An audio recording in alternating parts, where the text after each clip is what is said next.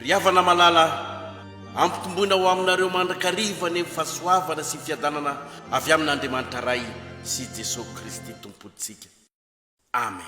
Nitondra ny zazany reny tao Salema mahota izy Jesosy Inona ndray rety be indrafo no laviny pia natizy nefa o Jesosy we Warazawa!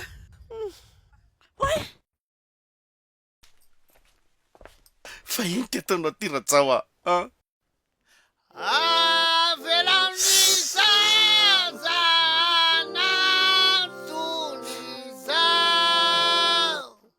fampisehoana malkily zepars ho anao fiangonana sekoly sy fikambanana oloaram-bola atsony 034 55 706 38 sy ny 038 41 712 07